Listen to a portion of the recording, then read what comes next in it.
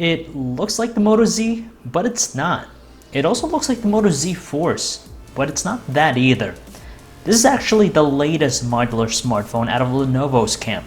This is the Moto Z Play, or in Verizon's case, the Moto Z Play Droid.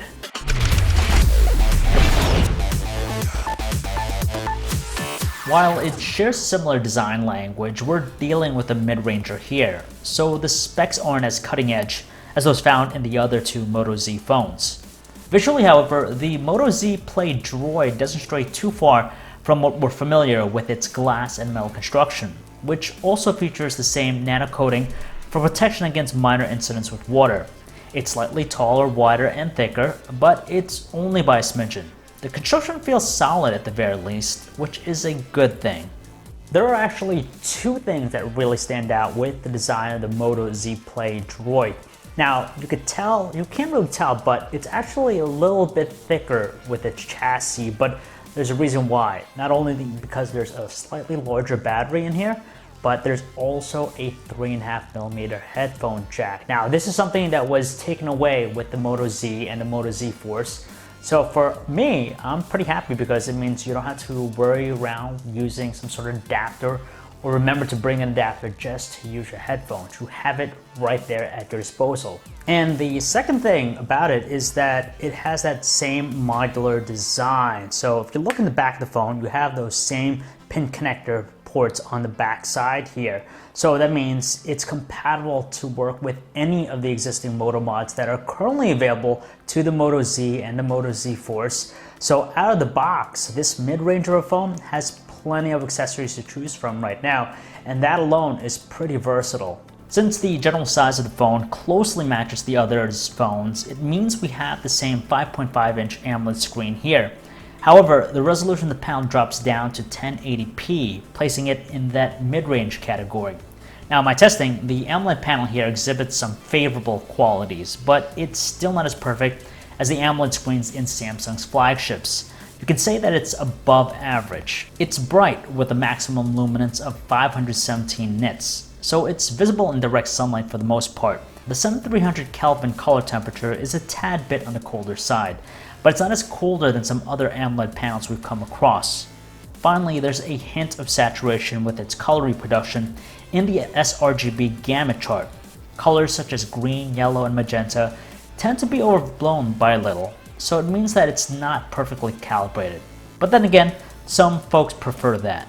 Like we mentioned already, the screen isn't the best from the AMOLED camp, but still has some above average qualities.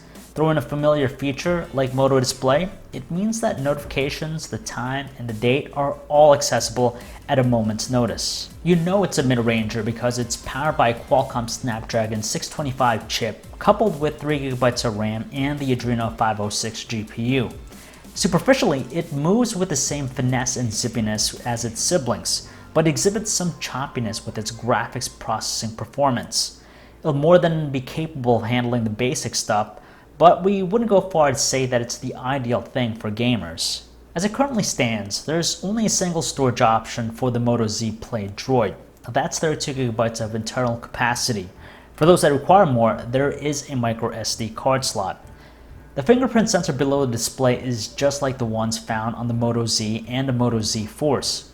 Use it to unlock the phone, and conversely, it can lock the phone when it's powered on by just placing your finger over the sensor.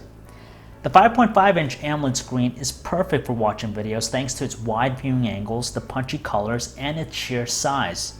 As for the audio though, it comes through the earpiece. It sounds clean and crisp for the most part, but there's no thump or punchiness with its quality.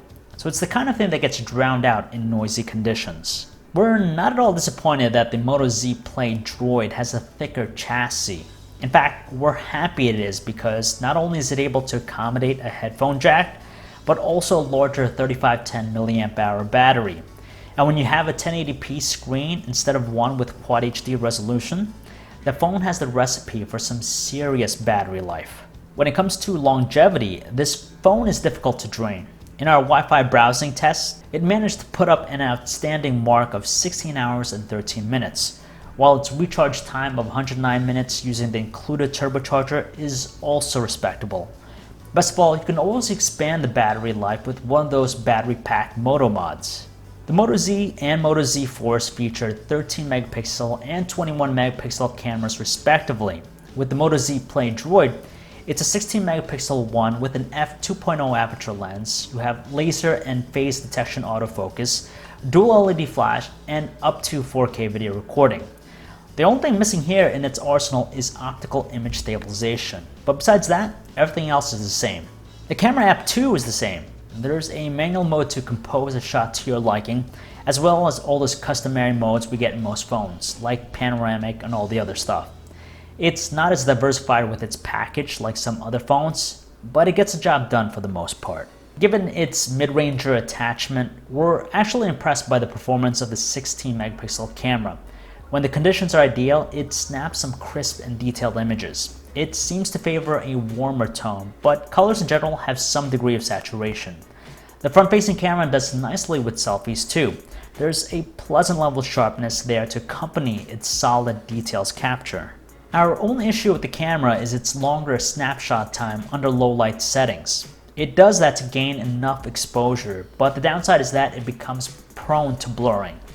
At the same time, its quality becomes a bit more grainy looking, while the general tone of the shots are softer, more speckled in the details. The same results are evident with its video recording performance. Unfortunately, due to the lack of OIS here, videos are far more shaky, so you see more jitter in the process. Well, the nice thing about the software is that it's a mostly stock experience. It's not pure vanilla Android, but it's close. So it's Android 6.0.1 Marshmallow, and the experience as a whole is the same as the Moto Z and the Moto Z Force.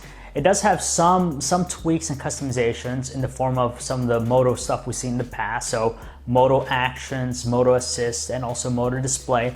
They're all very useful and I like them, but there are some bloatware stuff from Verizon's camp. Now, they're not all that obtrusive. For example, the default messaging app is the Message Plus app from Verizon. You could switch that, of course. So for me, it's not a big problem that it has those bloatware out of the box. Now, the bigger question here is, when's it going to get the next version of Android Nougat? Now, who knows when, but that's ultimately the last piece to the puzzle here. Under Verizon's coverage, call quality in our testing has been pretty good. Voices coming out of the earpiece are distinct and audible, so we're lucky that it barely exhibits any sort of distortion. Under noisy conditions though, the volume output could have been better, just because it can easily be drowned out by the ambient sounds that are around. Don't be fooled by its looks. The Moto Z Play Droid looks and feels like its modular siblings. It's about the same size and weight, features the same fingerprint sensor, and also leverages the same set of Moto mods. The trade-offs for this mid-ranger are mostly related to its screen resolution and processor, and that's about it. If you don't consider yourself to be a power user, you'll be pleasantly surprised by how the Moto Z Play Droid managed to deliver nearly the same experience and performance as its superiorly spec'd siblings. And yes, there's a headphone jack here too. For those who don't have the budget to spend on a flagship, the Moto Z Play Droid's cost places it below its more expensive modular relatives. The savings there is appreciated given how it can leverage all of the existing Moto mods. So at launch, the phone already has a healthy selection of accessories to choose from. It might be a mid-ranger when you think about the specs, but the Moto Z Play Droid is really nice because you kind of get a similar performance out of it. And on top of that, you do have the headphone jack and you also have all those Moto mods to choose from. So it has a healthy selection of accessories right from the start. So if you guys want to learn more about this handset, you could check out our website, androidauthority.com. This is John V, signing off.